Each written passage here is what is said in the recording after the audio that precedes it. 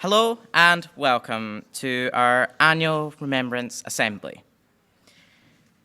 We kindly ask you to make sure that all outside clothes, that includes jackets and hoodies, are all off. Please note that there is no clapping throughout this assembly, just to respect these soldiers who fought for us. And the last thing, please make sure that all mobile phones are turned on silent and turned off. Next is Penny, who's going to talk about what is remembrance. What is Remembrance Day? Remembrance Day is held every year on November 11th to mark the end of World War I in 1918, when the armistice was signed. It is a day of reflection to honour those who served and lost their lives in war. With a 2-minute silence held at 11 a.m, Remembrance Day can also be known as Poppy Day or Armistice Day. Remembrance Day. Well, Remembrance Day marks the day the First World War ended at 11 a.m. on the 11th day of the 11th month, 1918. The day is used as a way to think of those who have served or are currently serving in the armed forces. A moment of silence is held at 11 a.m. to remember people who have died in wars around the world. Remembrance Sunday is also marked each year and usually falls on the second Sunday in November in the UK and abroad. There are ceremonies at churches, war memorials and monuments like cenotaphs. Members of the royal family, politicians and armed forces and communities attend services too. In the days leading up to Remembrance Day, you'll probably notice lots of people choosing to wear these, a poppy. But what does the poppy represent? Well, during World War I, land that had become battlefields in France and Belgium had been turned into wasteland that was devastated by fighting. After the fighting had stopped on the fields, poppies began to grow. So the poppy became a symbol of the suffering and sacrifice made by the soldiers of World War I and has now been extended to all members of the armed forces who fought and died in wars. People choose to mark Remembrance Day in different ways. For many, taking the opportunity to pause and reflect is important to them.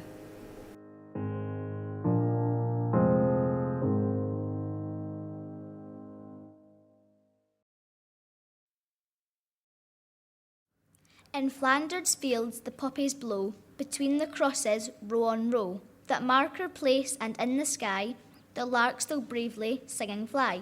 Scares heard amid the guns below, we are dead, short days ago. We lived, felt dawn, saw sunset glow, loved, lovered, and were loved, and now we lie in Flanders fields. Take up our quarrel with the foe, to you from failings hands we throw. The torch be yours to hold it high, if ye break faith with us who die. We shall not sleep, though poppies grow in Flanders fields. Now, the KH's folk band will play The Dark Island.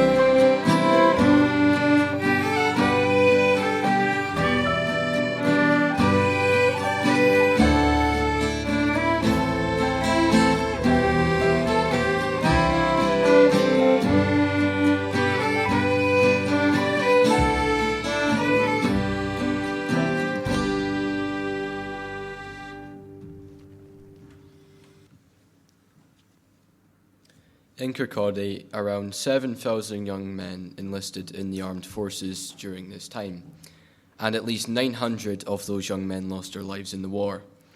This is why we have war memorials in the town centre and in our school, to honour those who fatally lost their lives while fighting for the freedom we enjoy today.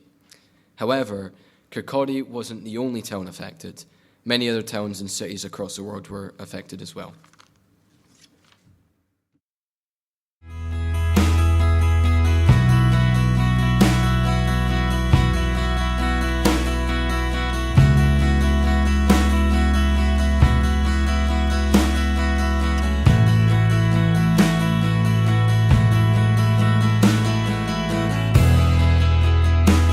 There's no one in town, I know. You gave us some place to go. I never said thank you for that. I thought I might get one more chance. What would you think of me now? So lucky, so strong, so proud. I never said thank you for that. Now I never have a chance. May angels lead you in. Here you meet my friends. On sleepless roads, the sleepless go. May angels lead you in.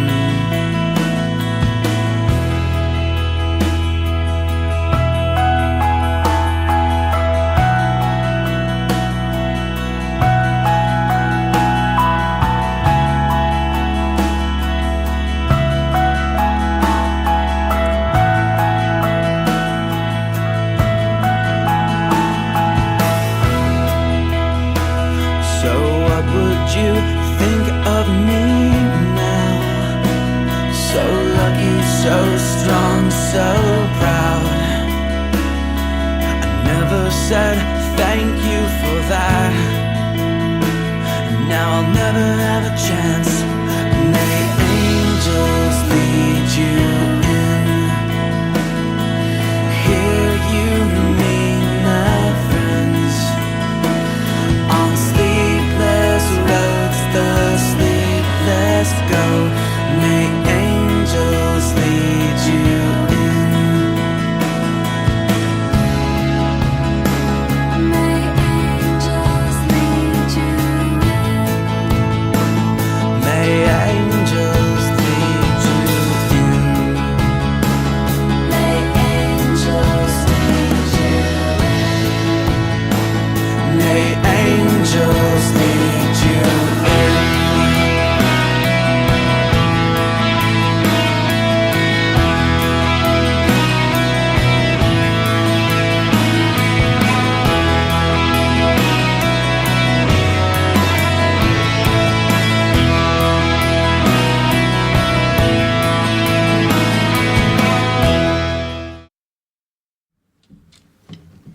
On the 24th of February 2022, Russia began their full-scale invasion of Ukraine, bringing the war, which had been ongoing since 2014 after the annexation of Crimea, back into the headlines. Over 14,000 Ukrainian civilians have been killed since the invasion began, and 394 Russian civilians have been killed.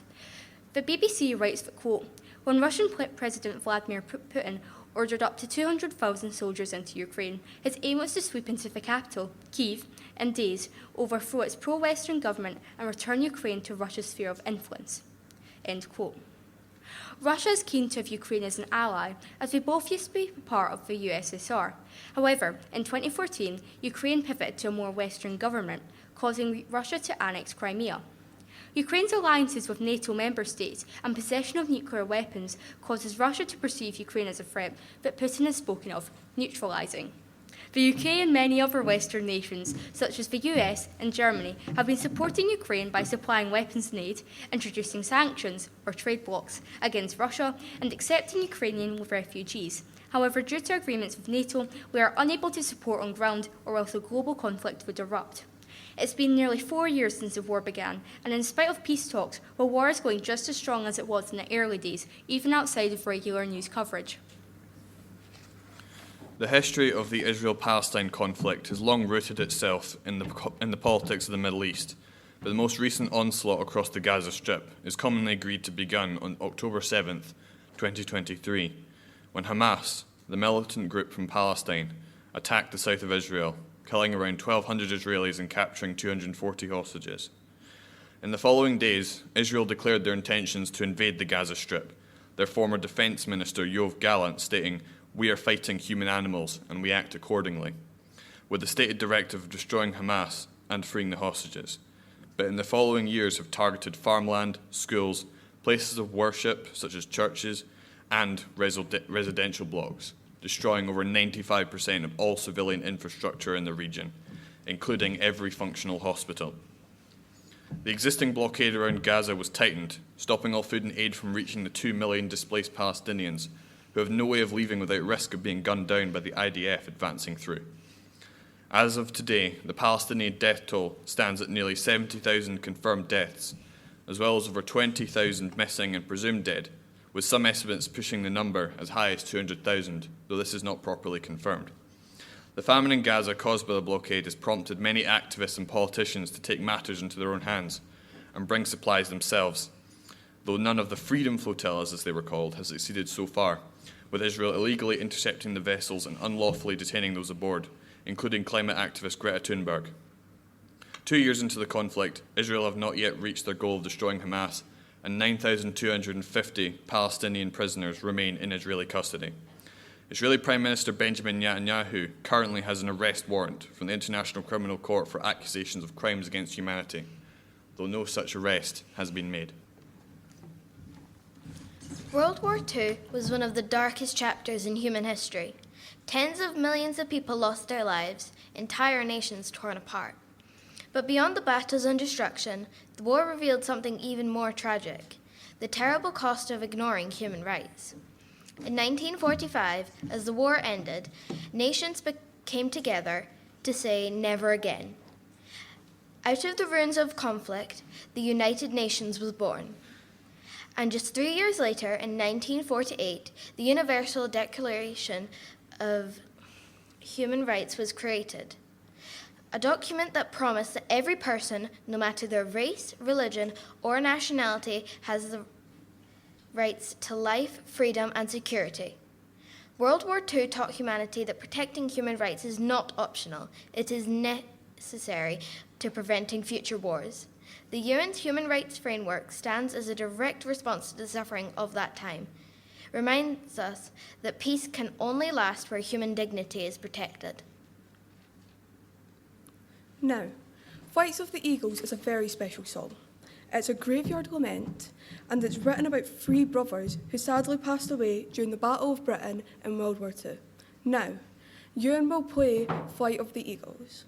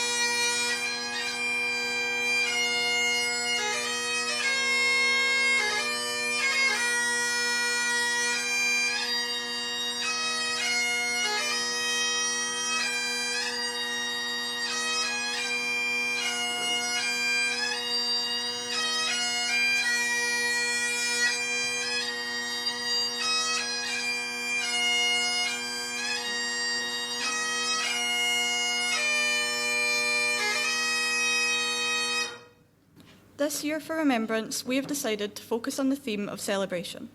Every year, Remembrance is about informing people on why we remember, why it relates to us, and all the current and past conflicts, which can be quite sombre to think about. So, this year, we are trying to uncover the unseen parts and celebrate the forgotten heroes and stories of the war, hidden by the dangerous side that is shown to the public. This is especially important when people from our own school were part of the wars, becoming important parts in our town's history, and this should be celebrated. Surgeon probationer David John Whittam was the only son of William and Mrs. Whittam of St Clair Street, Kirkcaldy. St Clair Street is just a 2-minute walk from Wonderworld and Magemium Arts. He attended Dunakeer Primary School before transferring to the high school. He then went on to Edinburgh University to study medicine. He was not an outdoor type of person. He preferred playing the violin. He was described as having an exceedingly attractive personality. David was commissioned into the Royal Navy Volunteer Reserve.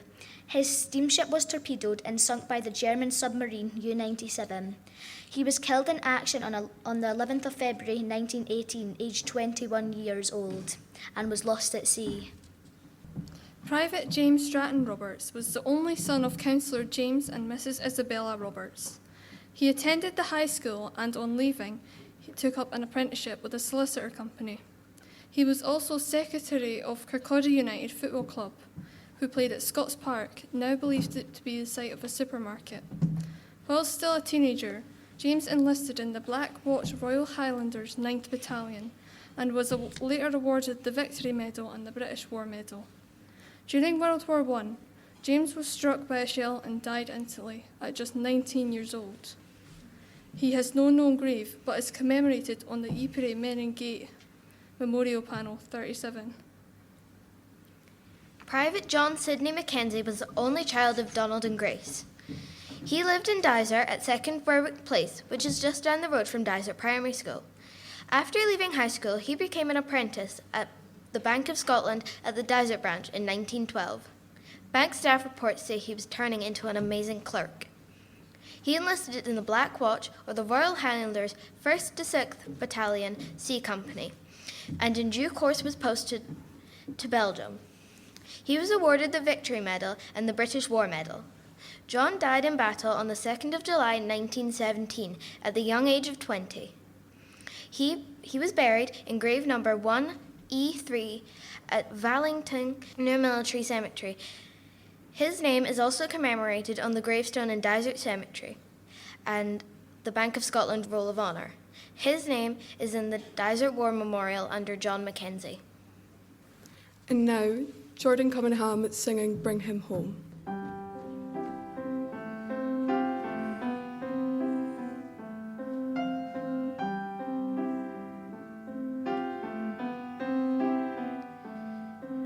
God on high, hear my prayer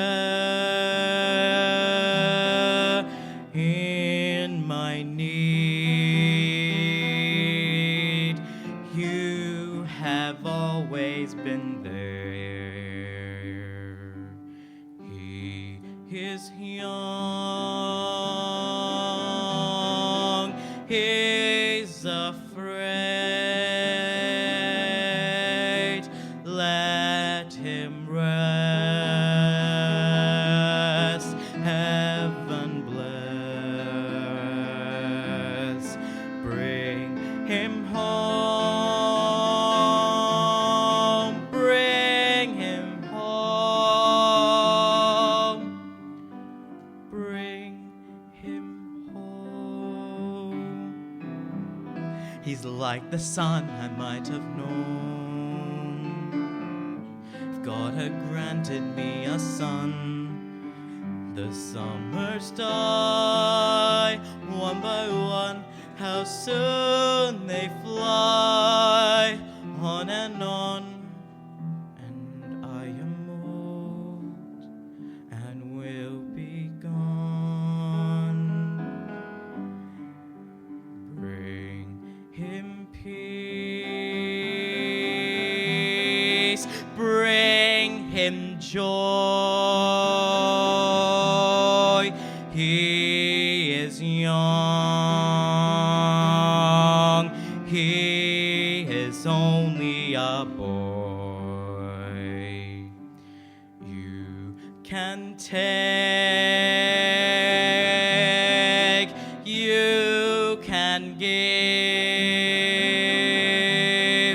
let him be let him live. If I die, let me die. Let him live. Bring him home. Bring him home. Bring him home.